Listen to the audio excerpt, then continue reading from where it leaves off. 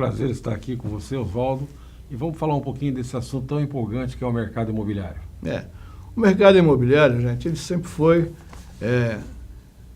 tem pessoas que veem ele de uma forma e outros conseguem enxergar esse mercado de uma forma mais abrangente.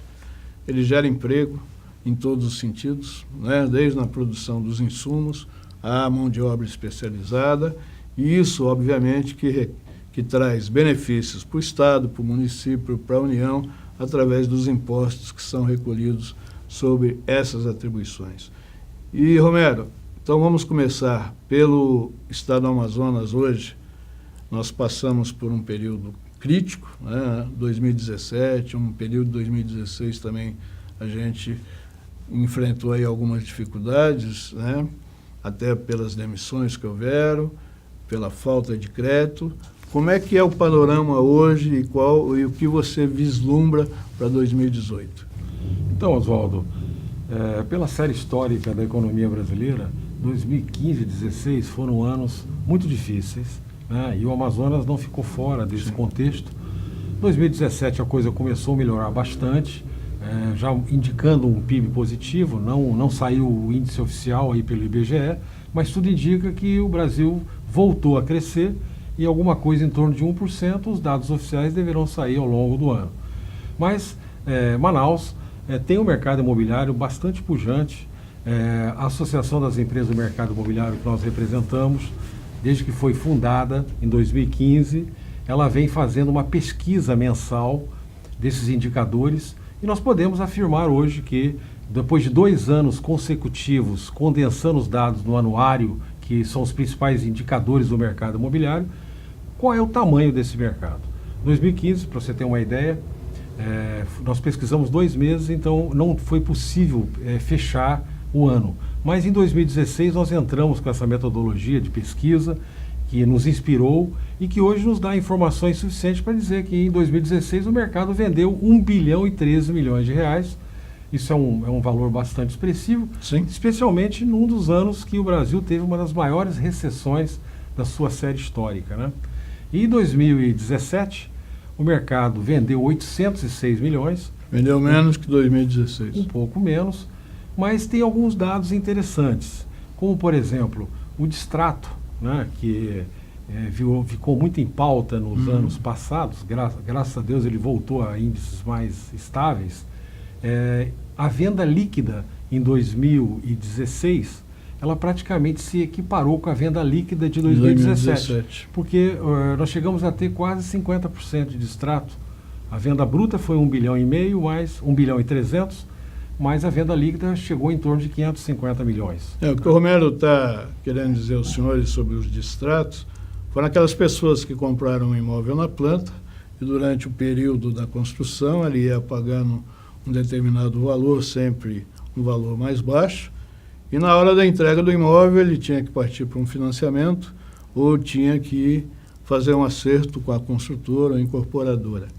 Eu acho que esse volume de distrato, se eu não estiver enganado, você me corrige, por favor, foi justamente em função daquele maior índice de desemprego que ocorreu, onde a economia informal cresceu e as pessoas não puderam assumir os seus devidos financiamentos. Acho que foi por aí. Sem dúvida, Oswaldo.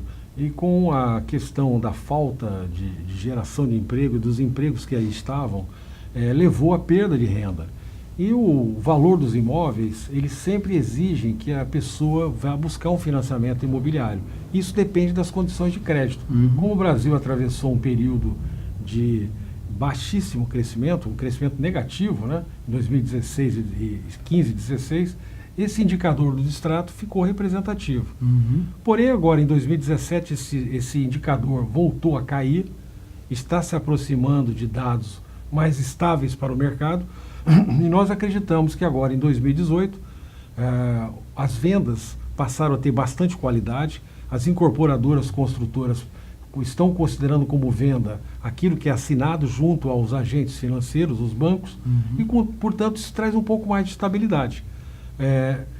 2016 exigiu bastante criatividade das empresas, fazendo promoções, facilitando, personalizando as tabelas, e por isso a gente, ao longo de vários meses, nós mencionamos que nunca e na foi sobrevivência, por exemplo. Né? E nunca foi tão bom comprar imóvel quanto agora, porque você conseguia comprar imóveis prontos, por exemplo, ou em produção, em patamares menor do que em anos anteriores. Isso é a economia de mercado. Né? Então, portanto, o consumidor deve aproveitar. A cidade de Manaus é bastante ofertada com relação aos produtos imobiliários. Dos 63 bairros cadastrados na cidade de Manaus, 25 deles têm empreendimentos de associados da ADEME. Isso mostra a pujança desse mercado e também vai de encontro ao gosto e ao poder de compra do consumidor. É isso que eu queria te perguntar, você tocou num ponto importante aí. A ADEME hoje congrega quantos incorporadores? 18 incorporadoras, construtoras. No total são 68 associados, nós temos escritórios de advocacia, nós temos produtores de matéria-prima, prestadores de serviço, né? E tem cerca de 34 imobiliárias que são congregadas à rede das imobiliárias de Manaus, que é a RIMAN, que é a nossa força de vendas, e nós sempre costumamos dizer que há vários motes no mercado imobiliário, mas o principal deles é que sem venda não tem solução. E, portanto, nós damos bastante atenção àquele segmento que faz as nossas vendas, que no caso é congregado pela RIMAN, cujo presidente é o Hélio Alexandre, é um conhecedor profundo do mercado, já está aqui há vários anos na cidade de Manaus, e que tem nos ajudado a enfrentar essas dificuldades, e sempre com a perspectiva de que agora, em 2018, com a redução da taxa Selic e as taxas do crédito imobiliário deverão vir para patamares mais razoáveis, aceitáveis, né? E aí melhora muito a possibilidade de compra, até porque o imóvel ele tem algumas características. Uma delas é que o valor é expressivo e, às vezes, o consumidor não detém o valor total e ele tem que lançar a mão do crédito imobiliário. Como nós estávamos em recessão, os bancos acabavam endurecendo esses critérios de crédito e, consequentemente, reduzir a velocidade de venda dos imóveis no mercado. Aquela liberação do FGTS que o governo promoveu agora o ano passado, ajudou o mercado, Romero? Não ajudou o mercado porque, às vezes, a gente até fica espantado. As pessoas não conhecem a destinação de constituição do Fundo de Garantia por Tempo de Serviço. Esse é um instrumento poderosíssimo e o mercado imobiliário ele tem, basicamente, duas principais linhas de crédito.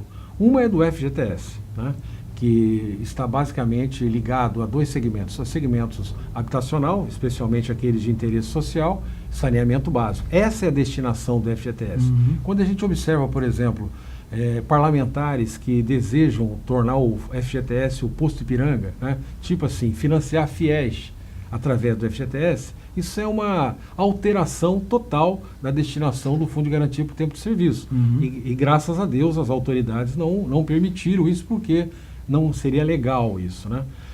O outro segmento que alavanca bastante o mercado imobiliário é o Sistema Brasileiro de Poupança e Empréstimo, como o próprio nome diz.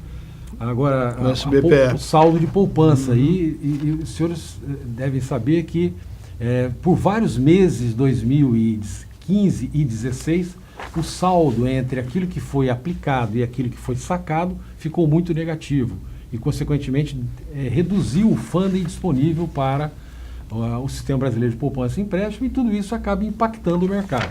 Agora, nos últimos 6 meses, a poupança voltou a ficar superavitária, a economia se estabilizou, a inflação foi para índices que bastante, até abaixo da meta pactuada com o Fundo Monetário Internacional, né?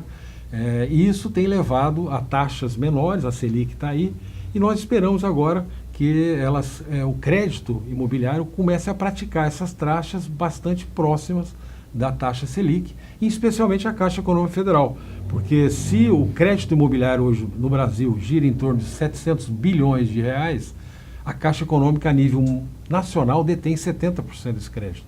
Mas, pasme, a nível local, esse índice chega a 92%, ou seja, de cada 10 contratos assinados com agentes financeiros, 9 passam pela Caixa. E como ela nos últimos meses também passou a ter que se adequar às regras de Basileia III, que basicamente estabelece um percentual que o banco deve ter de capital próprio para poder emprestar, isso fez com que a Caixa diminuísse a sua velocidade de liberação dos financiamentos imobiliários, e tudo isso acabou impactando.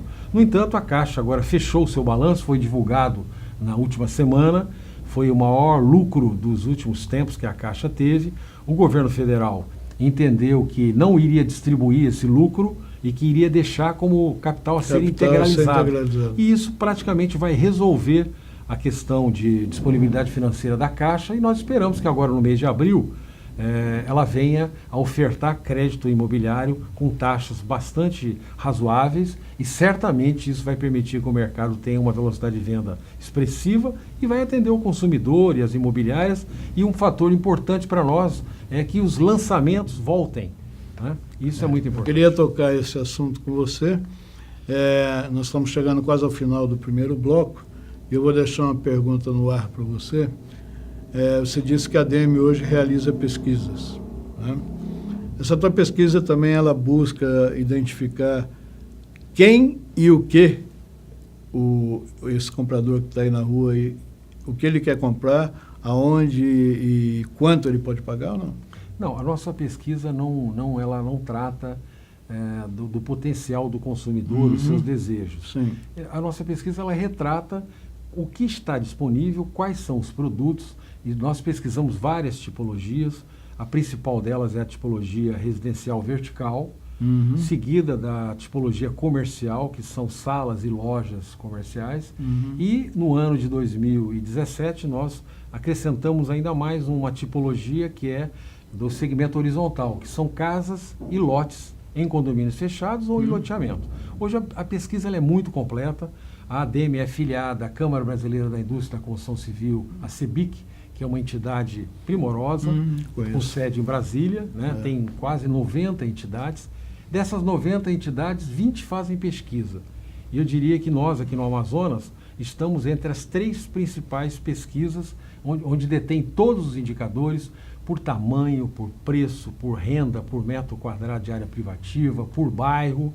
Ou seja, ela é bastante completa e ela vem de encontro ao interesse das incorporadoras, que é ter um serviço prestado pela associação, um serviço de inteligência. Com isso, ela consegue reduzir custo fixo na sua operação, porque as informações são tão amplas e confiáveis que ela não precisa ter internamente esse custo. Esse custo é proporcionado pela nossa associação com bastante critério, com uma metodologia definida e que nos deixa indicadores para dizer precisamente qual é a nossa oferta, conhecida vulgarmente como estoque, qual o valor do preço por metro quadrado e quais são as opções que o consumidor tem na cidade. Ok.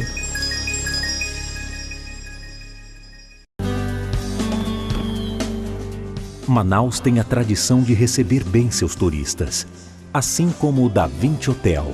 Com uma localização privilegiada, a poucos metros do maior shopping da cidade e amplo espaço para eventos empresariais e social, o Da Vinci Hotel é sinônimo de conforto e bons serviços. Em Manaus, hospede-se no Da Vinci Hotel. Há 50 anos, a indústria amazonense está fortemente presente na vida da gente. Ela produz os sabores, a energia e a tecnologia que nos permite seguir e repetir a nossa rotina com mais praticidade e conforto. A indústria possibilita o sustento de 600 mil pessoas em nosso estado. É ela a responsável por 50% de toda a riqueza gerada no Amazonas. Saibam que é a indústria amazonense que mantém e administra o sistema Federação das Indústrias do Estado pelo SESI, SENAI e IEL. A FIEAM defende os interesses da indústria. O SESI promove a educação, saúde e segurança do trabalhador. O SENAI oferece cursos profissionalizantes e tecnologia. O IEL promove o estágio, capacitação empresarial e inovação. Sistema FIEAM. Há mais de 60 anos contribuindo para o fortalecimento da indústria amazonense.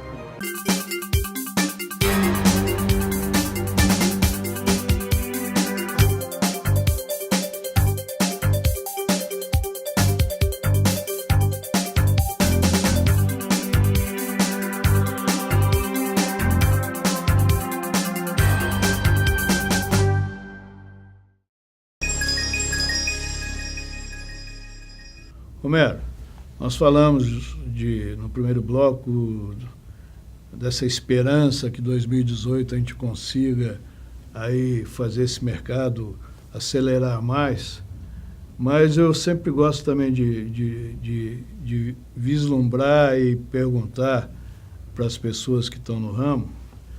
Existem aqueles programas do Ministério da Cidade, né, que impulsionou muito a construção civil para as faixas de renda mais baixa, né, com subsídios, com taxa de juros mais baixa. E o que a gente percebeu no mercado, não é só aqui em Manaus, mas em todo o Brasil, eu procuro ler muito sobre isso e pesquisar,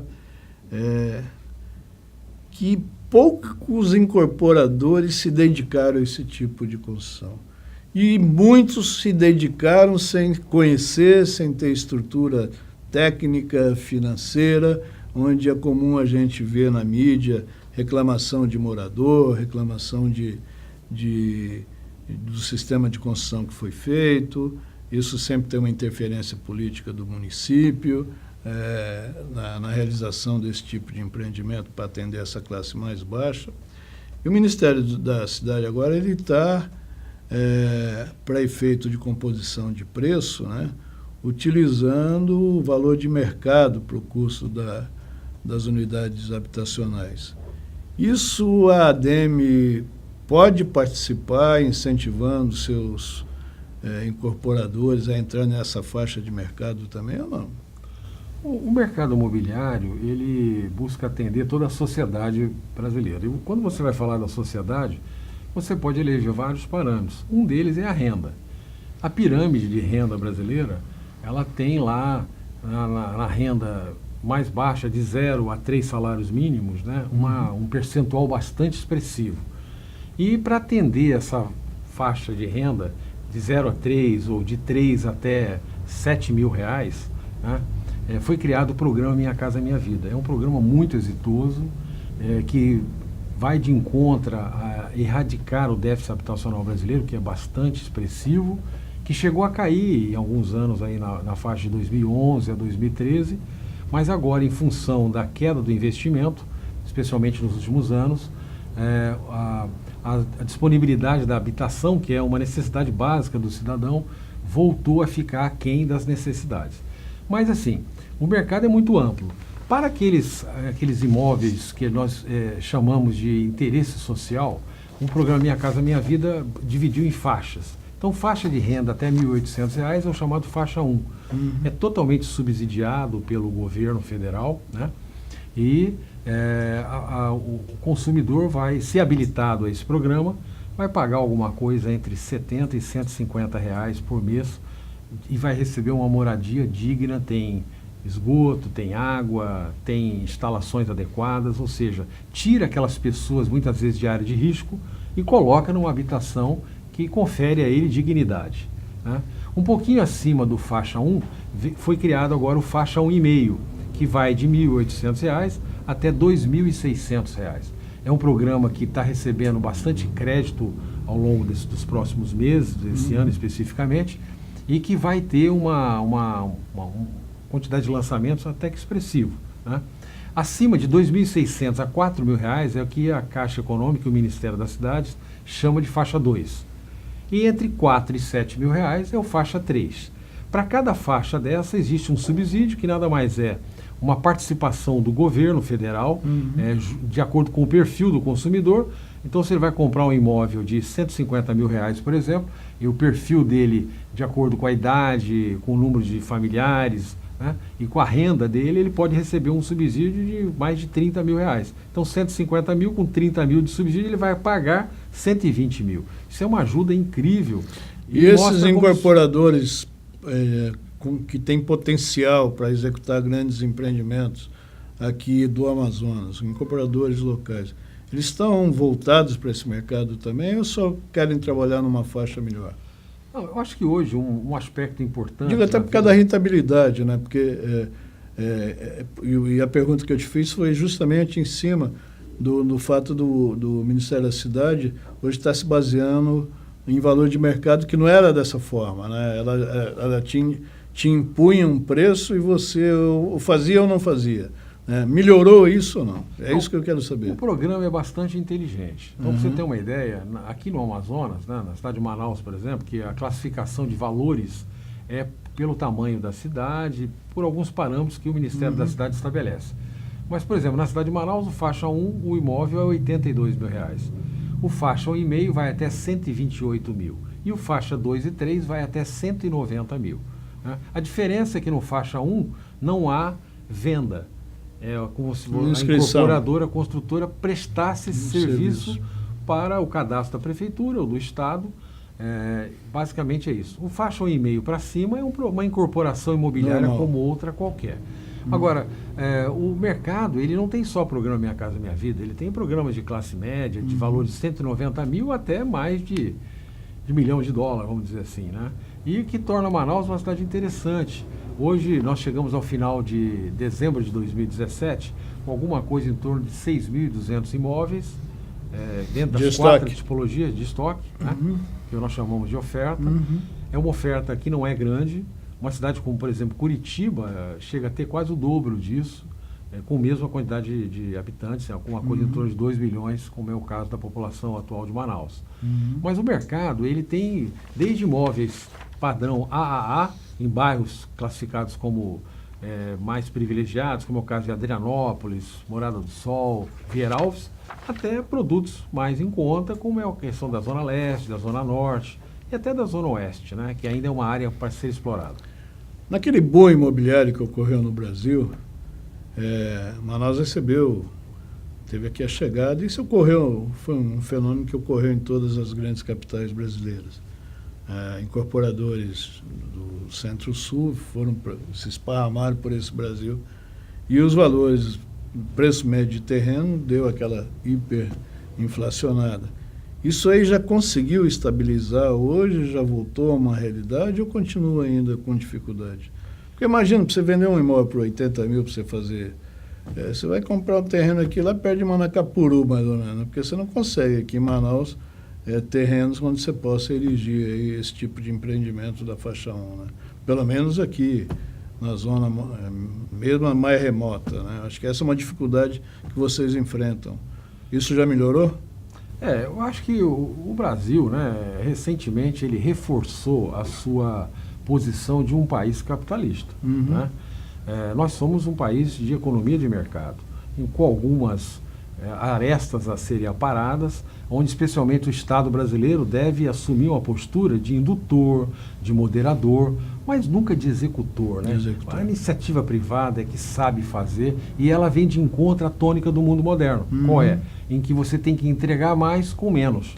Não há como você produzir um produto imobiliário, quer seja ele dentro do Minha Casa Minha Vida, ou quer seja um produto de alto valor, AAA, sem você ter um processo. E as empresas, construtoras e incorporadoras estão percebendo que hoje a velocidade da inovação e da tecnologia é muito grande. E a construção civil está passando por uma enorme revolução. Como, por exemplo, hoje não há como você executar uma obra sem executar uma ferramenta como o BIM, o Building Information Modeling, que nada mais é do que uma modelagem nas telas dos computadores da obra, desde o seu início até o final. Isso proporciona um ganho de produtividade enorme. Você consegue enxergar em tempo real as interferências e corrigi-las antes que vão para os canteiros de obra.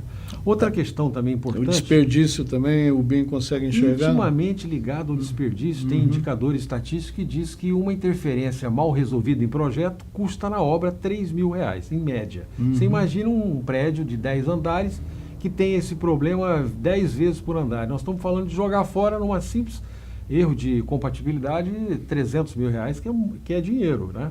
Então, hoje, a questão é como produzir dentro dos critérios e capaz de entregar para o cliente pagando os impostos próprios da atividade e assim mesmo tendo um lucro. Porque uma coisa fundamental, e até que nós precisamos ajudar a tirar essa demonização, o lucro é extremamente necessário. Sim. Sem lucro, não há sustentação do social.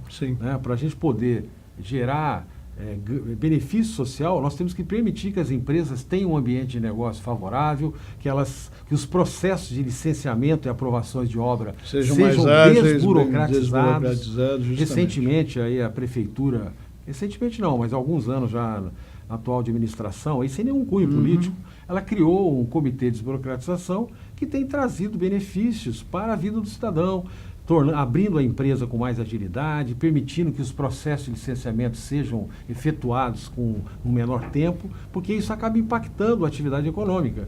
E a gente fica feliz com isso. E o Estado também agora, recentemente eu bati um papo com o secretário de Meio Ambiente, com o Marcelo Dutra, e ele também parece que ele enxerga isso e está desburocratizando, principalmente aquele problema do meio ambiente, que é um problema sério, né? Manaus tem todos esses problemas desses afluentes, do problema de cunho. A maioria dos terrenos você tem que fazer algum tipo de intervenção que o meio ambiente, de uma certa forma, atrapalha no licenciamento de qualquer projeto, né? Isso facilitou já? Vocês já estão sentindo isso ou não? Olha, existem alguns gargalos a serem resolvidos. Certamente a questão ambiental ela é extremamente impactante na nossa atividade. Sim. Então, olha que absurdo foi, durante o último mandato da presidente Dilma, o Código Florestal foi promulgado. Foi. E bastava a presidente ter vetado um artigo lá que dizia que as áreas urbanas não podem ser tratadas com os mesmos parâmetros das áreas rurais. Então, imagina Manaus, que tem um rio negro costeando toda a sua cidade, e que é um rio com mais de 600 metros, e que, portanto, o Código prevê que tem que ter uma APP, uma área de preservação permanente, de 500 metros. Vamos checar o caso exitoso, porque se tem um local aqui em Manaus que mostra como a verticalização pode ser feita de uma forma ordenada, é a Ponta Negra. Então você imagina lá a Ponta Negra, que cumpriu todos os parâmetros urbanísticos de afastamento, densidade, é agradável o visual lá da Ponta Negra. Você não poderia ter edificado nenhum daqueles edifícios lá, porque eles estão dentro dos 500 metros que são tomados, desde a cota de inundação máxima do Rio Negro até pegando toda aquela margem onde os prédios estão colocados. Olha que absurdo, aquela área já está totalmente antropizada, ou seja, mexida pelo homem, ocupada pelo homem. Ela não pode ser tratada como uma área de floresta. Você imagina que cidades como Nova York, Vancouver, Paris, e tantas outras, Miami, onde os prédios nascem na borda dos rios, dos mares, dos igarapés, por que não aplicar isso aqui? Vamos tratar a floresta com o parâmetro adequado para a floresta, mas na área urbana, se você tem esse tipo de interpretação, certamente você inibe o desenvolvimento das cidades, e isto fere um preceito constitucional. Portanto, rever o Código Florestal é fundamental. A senadora Ana Amélia, do Rio Grande do Sul, ela tem um PL, um projeto de lei, acho que é 282, que está lá no Senado desde 2012. Esse projeto precisa ir para frente, porque ele confere ao município o poder de legislar sobre as áreas de APP. Essa é uma orientação constitucional que os municípios deveriam ter. Agora, quando você pega um ente federativo totalmente afastado dos problemas municipais e legislando sobre esse tema, traz todo esse imbróglio que está aí, inibindo o desenvolvimento das cidades, a tal ponto de você ter imóveis na beira dos igarapés, pagando IPTU e não sendo permitido edificar. Isso é um grande obstáculo que precisa ser resolvido, e nós, do segmento do mercado imobiliário, estamos argumentando, estamos mostrando, e entendemos também que o local para isso é lá no Congresso Nacional, e é lá que nós temos que mudar essa interpretação, não de qualquer forma. Nós somos totalmente partidários que as cidades devem ser ocupadas de uma forma ordenada, mas impedir o seu desenvolvimento, isso não me parece algo razoável, e nós temos bastante argumentos para falar sobre esse tema. Recebendo o presidente da ADEME, que é uma associação que congrega incorporadores e empresas que fazem a comercialização de imóveis no Amazonas, e também presidente da RD Engenharia, que nós vamos falar dela no próximo bloco. Até já.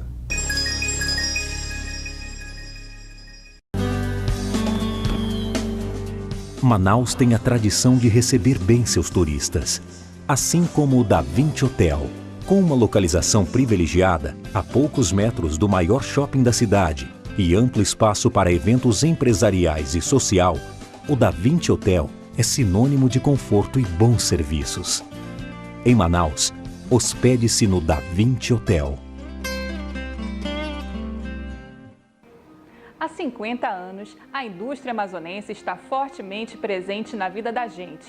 Ela produz os sabores, a energia e a tecnologia que nos permite seguir e repetir a nossa rotina com mais praticidade e conforto. A indústria possibilita o sustento de 600 mil pessoas em nosso estado.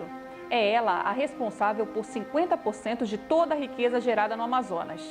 Saibam que é a indústria amazonense que mantém e administra o sistema Federação das Indústrias do Estado pelo SESI, SENAI e IEL.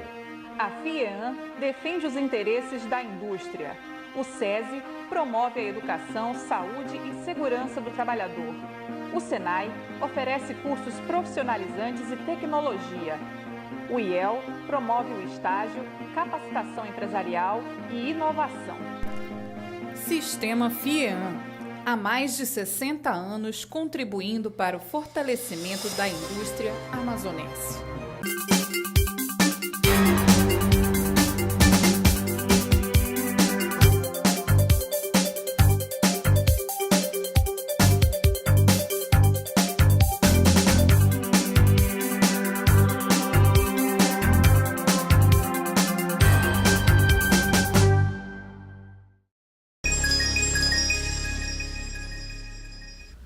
Antes da gente chegar na RD,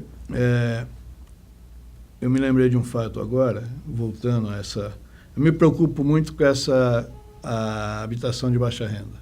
Acho que esse é a gente poderia melhorar muito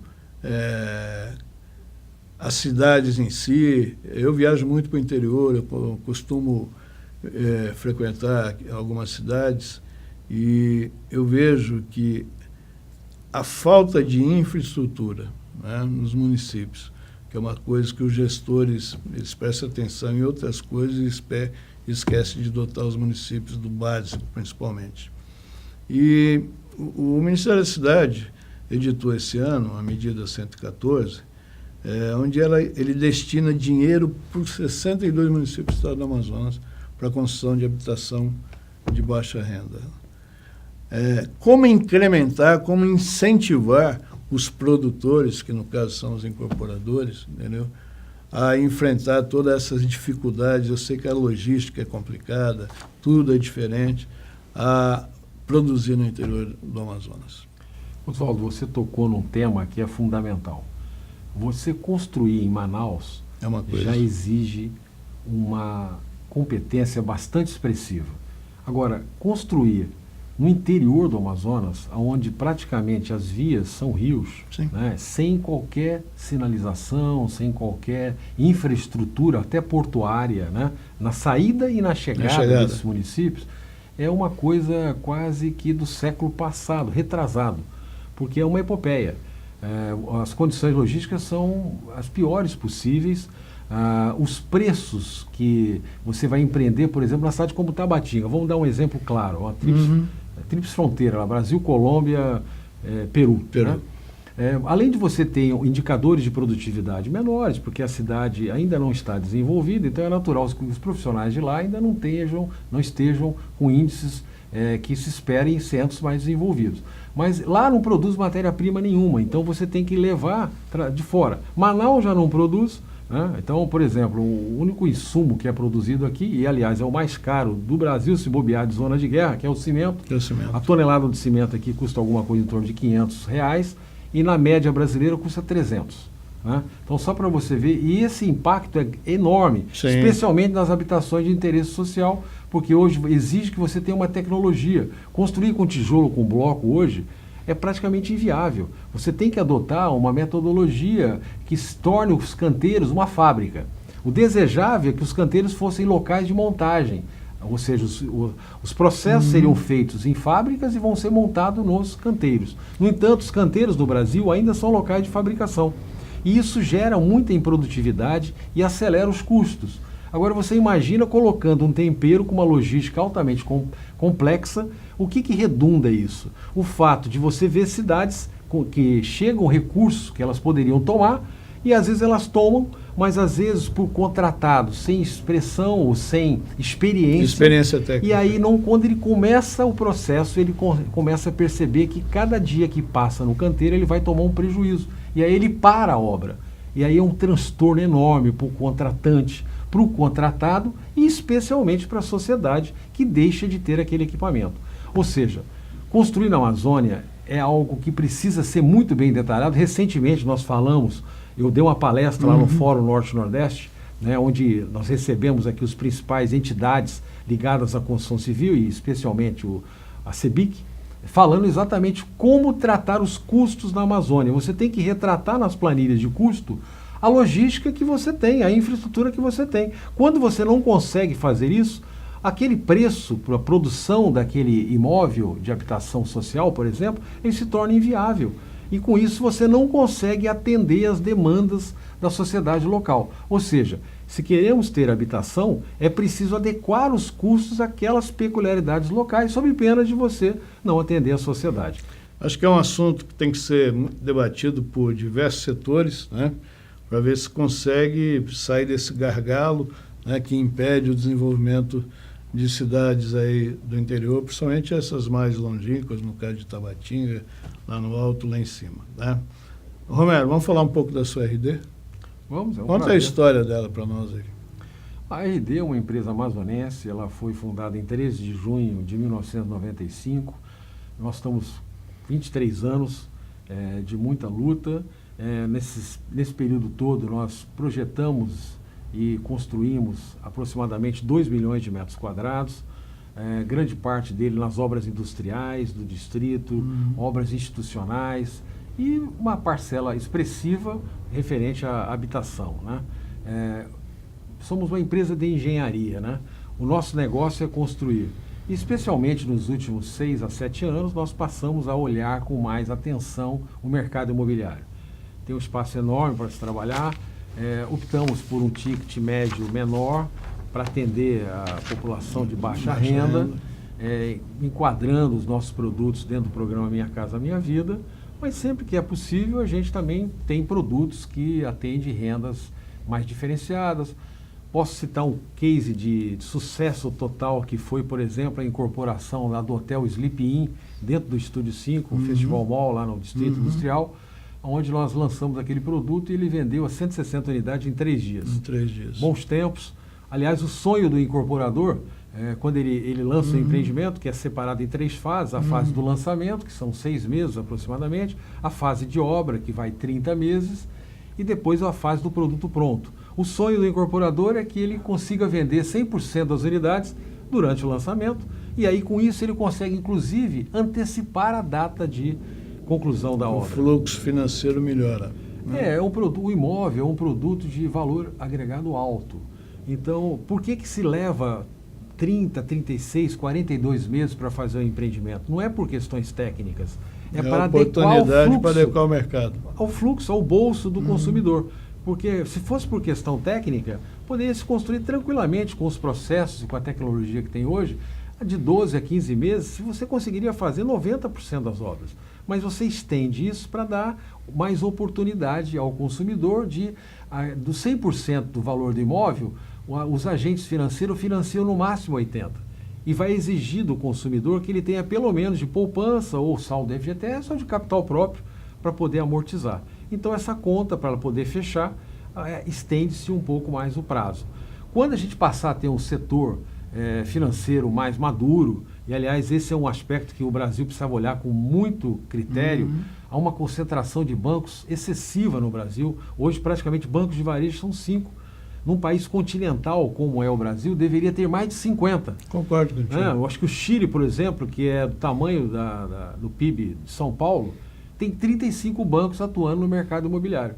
E no Brasil você tem 5, dos quais 2 são públicos, Banco do Brasil e Caixa Econômica, e 3 são privados, e não incita a concorrência. Foi o próprio Brasil que permitiu as incorporações, né, desses bancos que foram absorvendo cooperativas, bancos menores, né, mas que tinham uma linha de tradição e dava oportunidade a determinada classe que tivesse acesso aos recursos. Então, hoje, realmente, você fica na mão de poucos, né? Quando o crédito aperta, quando a inadimplência aumenta, o credit score, que é um sistema de avaliação do cliente, ele fica mais apertado, e isso dificulta para quem tem o produto, né? Para quem investiu para produzir e não tem um retorno como ele previu, né? Isso realmente é complicado, e E a RD, pelo visto, tem conseguido superar todas essas adversidades. Algum lançamento previsto? Tem algum empreendimento pronto que está em oferta aí no mercado? Só um comentário ainda sobre essa questão. O que nos faz levantar cedo e dormir tarde é a concorrência. O espírito do capitalismo passa pela concorrência. É isso que faz você cada vez mais entregar mais por menos. E a RD, ela está adaptada a isso, né? Nós temos lá um sistema de gestão integrado, com todas as normas, ISO 9001, a 14000, a 18000, o PBQPH, que é um programa exitoso, Programa Brasileiro da Qualidade na Habitação, né? Rastreando de onde vêm os insumos, se vai usar madeira, cadê o documento de origem florestal, a estocagem adequada, a destinação adequada dos resíduos. Ou seja, nós preparamos uma companhia para poder desempenhar o seu papel no mercado privado, na livre iniciativa, e nós temos bastante produtos. Nós somos muito felizes com a história da companhia, né? Na qual ela vem cumprindo o contrato. Isso é muito importante. Aliás, o brasileiro precisa aprender isso. Contrato é lei entre as partes. Então, depois você assina aquilo que é lei e, por alguma razão pessoal, muitas vezes você deixa de poder atender e aí você questiona aquilo, gera todo o imbróglio jurídico, tira a segurança jurídica dos negócios e isso perturba o país. Sim. Então, nós precisamos hoje ter essa consciência e, basicamente, nós temos lá 3 pilares que são fundamentais, que é as questões de custo, as questões de prazos e as questões da qualidade que se procura no objeto contratado. Dessa forma, eu acho que você adequa a companhia a enfrentar desafios. Nós vamos surfar agora nesse novo ciclo do brasileiro e especialmente aqui do Amazonas. Nós esperamos que o Amazonas volte a ter desenvolvimento, volte a ter o seu polo industrial fortalecido e que outros segmentos também assim o sejam, como o turismo, e nós que somos prestadores de serviços, vamos poder usufruir melhor disso e oferecer produtos com mais diversidade, com preços mais convidativos, que os bancos possam entender que é preciso adequar as taxas do crédito imobiliário à realidade da Selic, e isso vai alavancar muito o mercado imobiliário, e eu tenho convicção que a partir do segundo semestre nós vamos passar a ter um mercado imobiliário muito mais pujante do que foi 2015, 2016 e 2017. Quantos lançamentos previstos esse ano ainda? Nós temos uma expectativa de ter mais 2 lançamentos para esse ano, produtos interessantes, muito bem localizados, e tenho certeza que o consumidor vai entender isso e vai lançar mão deles, porque são convidativos. Foi um prazer tê-lo aqui, Oswaldo. E voltamos na próxima sexta, às 16 horas sempre. Obrigado, bom final de semana e até mais.